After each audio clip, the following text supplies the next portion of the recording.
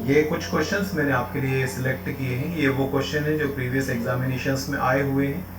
तो ये शायद जितने तुम लोगों ने पीडीएफ भेजी थी, शायद 207 नंबर 207 नंबर का क्वेश्चन है ये। तो कुछ क्वेश्चंस मैं आपको बनाकर दे दे रहा हूँ, बाकी आगे से तुम लोग चलो, पीछे से मैं चल रहा हूँ। तो जो जो क्वेश्चन मैं बता रहा हूँ एटलीस्ट उन क्वेश्चंस को जरूर तुम लोग ट्राई कर लेना। चलो फालतू बतौलेबाजी करने से अच्छा क्वेश्चन देखें। क्वेश्चन क्या बोल रहा है, if every side of a triangle is doubled. Triangle कोई भी ले लो, जो ट्राइंगल तुम्हें पता हो, जिसका फॉर्मूला याद हो, वो ट्राइंगल ले लेना। अगर हम ट्राइंगल की हर एक साइड को डबल कर दें, area of new triangle is k times of area of old one. हमारा जो नया वाला ट्राइंगल बनेगा उसका एरिया पुराने वाले ट्राइंगल के एरिया का के टाइम्स हो जाता है, मतलब 2 टाइम्स 4 टाइम्स 5 टाइम्स कुछ हो जाएगा। आपको बताना है कि कितने टाइम्स हो जाएगा। अब ये है, इसमें तुम बहुत ज़्यादा स्पेशल रूल मत लगाओ, मैं तुम्हें सिंपल बता रहा हूँ। तुम कोई भी ट्राइंगल ले लो, सिंपल यही ट्राइंगल ले लिया, हम जो फॉर्मूला लगाते हैं अपन 1/2 बेस इंटू हाइट, यही लगाते हैं ना अपन। तो अब इसमें कुछ भी तुम ले लो, कुछ भी बेस ले लो, दो बेस ले लो, दो हाइट ले लो, ऐसा कोई जरूरी नहीं सब दो दो ही ले। अरे भाई, इसको 2 मान लो, इसको 3 मान लो, किसको 4, किसको 5, कुछ भी मान लो, कोई भी अज्यूम कर लो, छोटा फिगर, बड़ा भी ले सकते हो, कोई दिक्कत नहीं। तो मैंने 2 मान लिया है कि बेस भी 2 है और हाइट भी 2 है, तो मेरा जो एरिया निकलेगा वो क्या होगा, 1/2 2 इंटू 2। ये कैंसिल हुआ, मतलब मेरा जो ओल्ड एरिया है वो ओल्ड एरिया निकल रहा है हमारे पास में 2। अब क्वेश्चन बोल रहा है कि अगर हम अपनी साइड्स को डबल कर दें, मतलब ये 2 का क्या हो जाए 4, इस 2 का भी क्या हो जाए 4। मतलब जो भी आपने पुराने फिगर से सोचे हो, जैसे मैंने 2 2 सोचा था, अगर किसी ने 2 और 3 सोचा हो तो 2 का डबल 4 और 3 का डबल 6, ऐसे कर लो। अब दोबारा इसमें फॉर्मूला लगाओ, 1/2 4 इंटू 4, ये 2 2 जा और 4 2 जा 8, ये हो गया तुम्हारा न्यू एरिया। तो भाई मेरे पुराना एरिया था 2, न्यू एरिया है 8, कितने टाइम्स हो गया है 4 टाइम्स। तो आपसे यही क्वेश्चन बोल रहा है कि कितने टाइम्स हो जाएगा, के टाइम्स हो जाएगा। तो के की वैल्यू क्या है, तो के की वैल्यू निकलेगी 4, मतलब आपका आंसर निकलने वाला है ये वाला आंसर आपका निकलने वाला है। समझ गए मेरी बात को। चलो नेक्स्ट क्वेश्चन पर चलते हैं अपन। देखिए ये नेक्स्ट क्वेश्चन है आपका 203 नंबर है ये। एक मिनट जरा पेन चूज कर लें अपन। हाँ, क्वेश्चन बोल रहा है the ratio of bases of 2 triangles is X and Y. 2 triangle है आपके पास में, ये ट्राइंगल आपका बन गया, मतलब इसका ये एक्स बेस है और एक और ये ट्राइंगल है, इसका वाई बेस है। ऑब्वियसली इनका लेंथ और इनका जो बेस है वो अलग अलग है, मतलब दोनों का सेम साइज नहीं होगा। That of area is 1:A, मतलब इन दोनों का जो एरिया का रेशियो है, एरिया इज टू एरिया, वो दिया हुआ है अपने को A:B।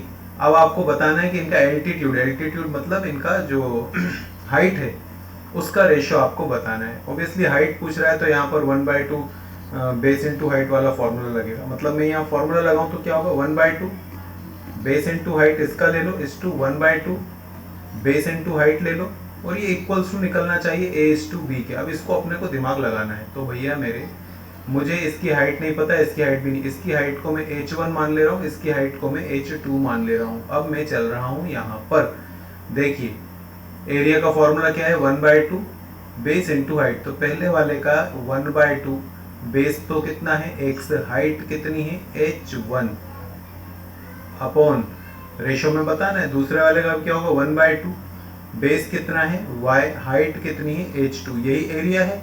ये ऊपर वाले का एरिया, ये नीचे वाले का एरिया, और एरिया का फॉर्मूला, एरिया का जो रेशियो है वो क्या है A/B।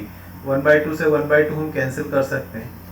हमें H1 और H2 का रेशियो निकालना है, तो ये जो y नीचे डिवाइड हो रहा है और ये x ऊपर है, ये नीचे आ जाएगा और ये वाला फिगर ऊपर चला जाएगा। मतलब क्या होगा, H1 upon H2 equals to AY upon BX, AY is to BX।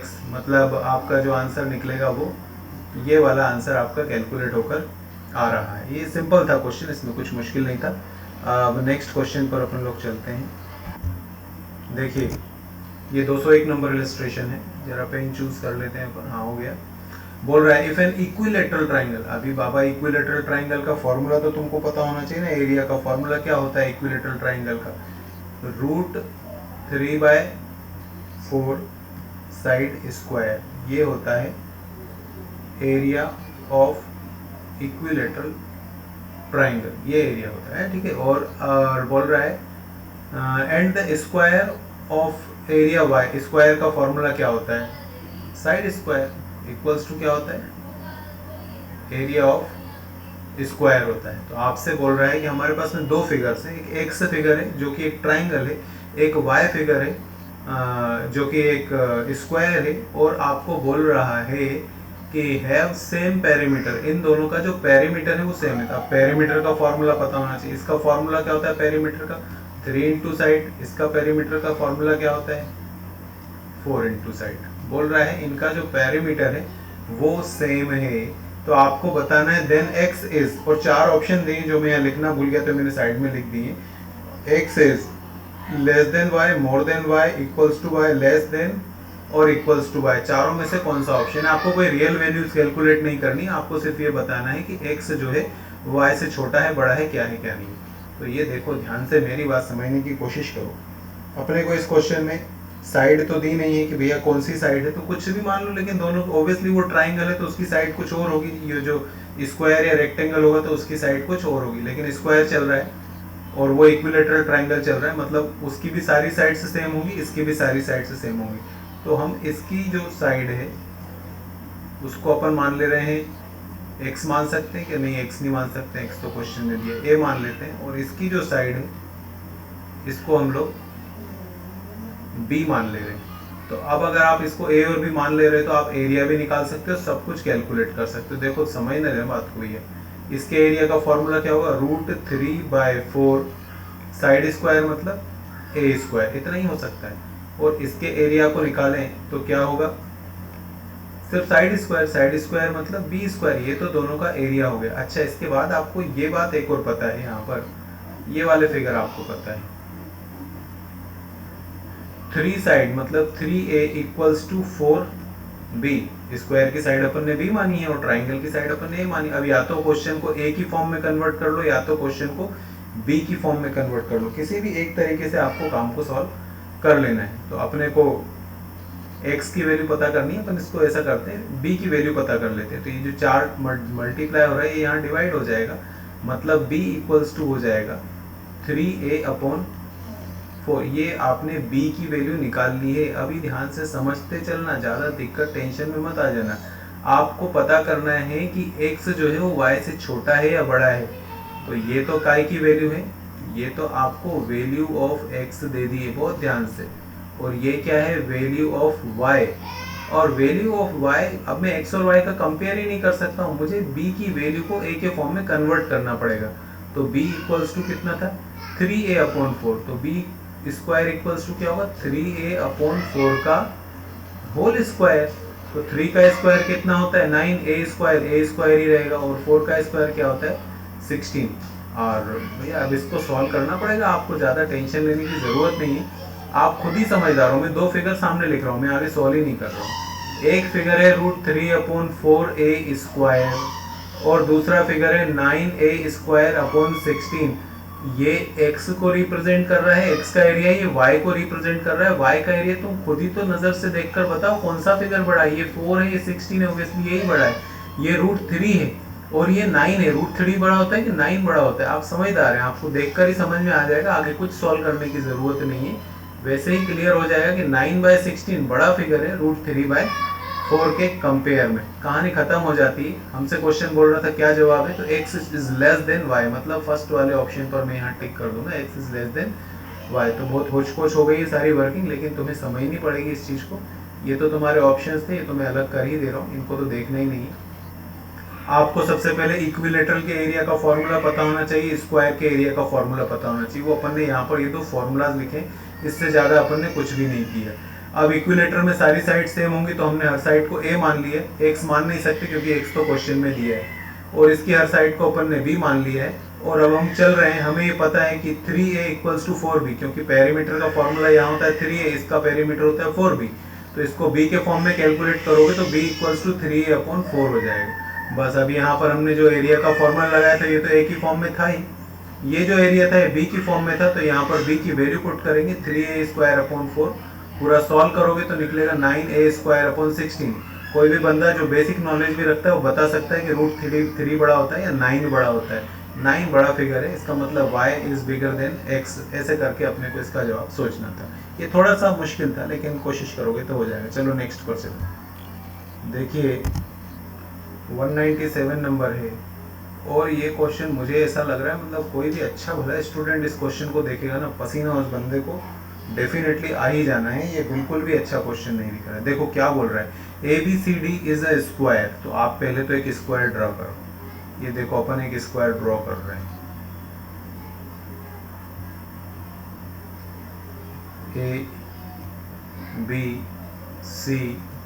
ABCD। फिर बोल रहा है E is the mid point of BC। BC का मिड पॉइंट सेंटर ये हो गया E। उसके बाद बोल रहा है F is the mid point of CD। ये हो गया अपने पास में F।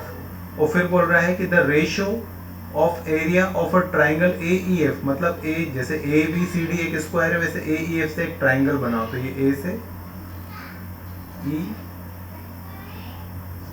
और F को मिलाकर अपन ने एक ट्राइंगल बनाया। क्वेश्चन सिर्फ आपसे ही बोल रहा है कि ABCD का जो एरिया है और AEF का जो एरिया है उनका रेशियो बताओ। मतलब ट्राइंगल का रेशियो आपको स्क्वायर से बताना है। AEF का रेशियो बताना है आपको ABCD के साथ। भैया इसको बताना बहुत मुश्किल है लेकिन अगर तुम दिमाग से चलोगे तो काम हो जाएगा। पहली बात, तुमको क्वेश्चन में बोला है कि ये स्क्वायर है बाहर वाला और स्क्वायर में ऑल साइड्स आर सेम। तुम कोई भी साइड अज्यूम कर लो, कोई भी साइड 2 3 4 5 6 कोई भी साइड अज्यूम कर लो, कोई प्रॉब्लम नहीं होगी। मैं छोटा फिगर लेना पसंद करता हूँ ताकि बाद में कैंसिल करने में टाइम खराब नहीं हो।